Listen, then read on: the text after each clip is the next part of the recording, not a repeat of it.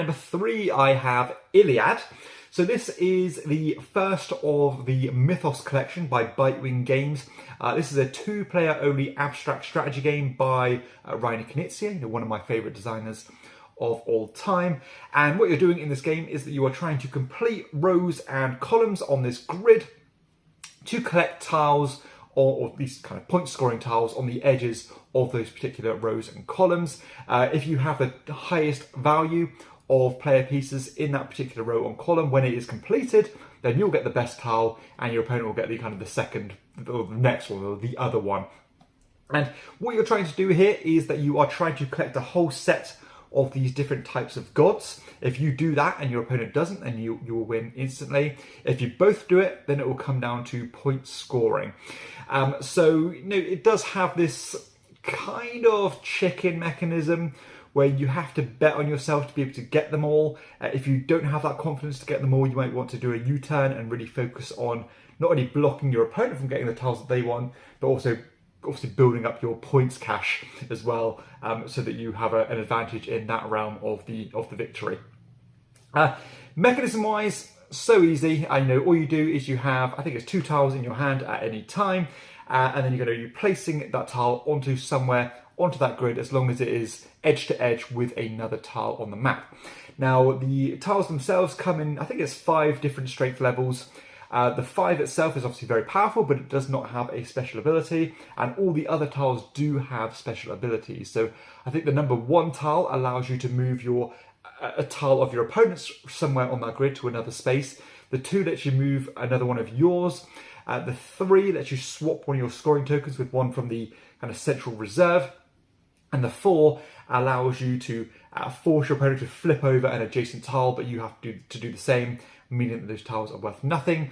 But I do like the way that each tile is fighting on 2 fronts. So of course you are contributing to the vertical axes as well as the horizontal axes, meaning that you really want to exploit those higher powered and higher valued tokens. Especially if you can make something score and then move that token again to use that higher power token in another line or column.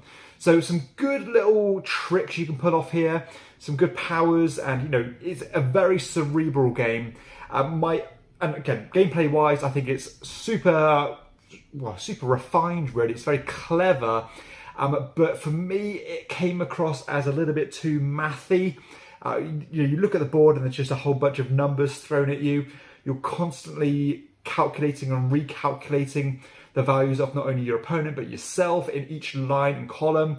It's hard to just look at the map at a gaze and see, I need this particular god, and I'm doing that there, but I'm not doing well there, but I might get that, but I might not get that, so I don't know if I want that god yet, and so on. So it's quite overwhelming. Of course, if you are more abstract games natured, then you're probably going to get a kick out of that.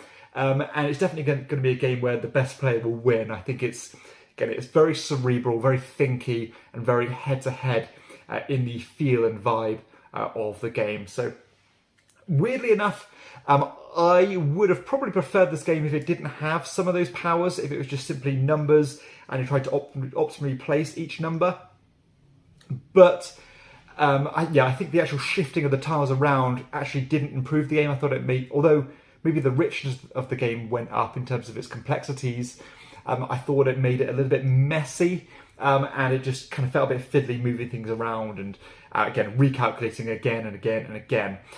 Production wise, it's a mixed bag for me. I've got no idea why the publisher decided to go with these cloth mats rather than a board, especially because this is like a game where you especially need the map to lie flat because of the way that tiles are placed, and it's just like bumpy, and all the tiles are just kinked up and don't quite lay flat, and it doesn't look right, and it's hard to reach in and pull tiles out and move them to other spaces.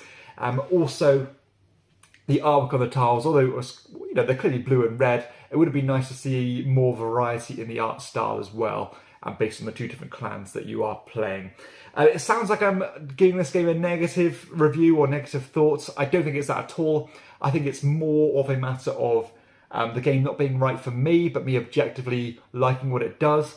But I would like to see, and I know Knizia does this, I would like to see this game again, but based or doing without those special abilities, or maybe making those abilities slightly different, rather than shifting tiles that have already been placed. I didn't like that part of the game at all, if I'm honest. But I know a lot of people are going to like this one, and to be honest, I thought I was going to love it. For me, it was just decent. That is Iliad at number 3.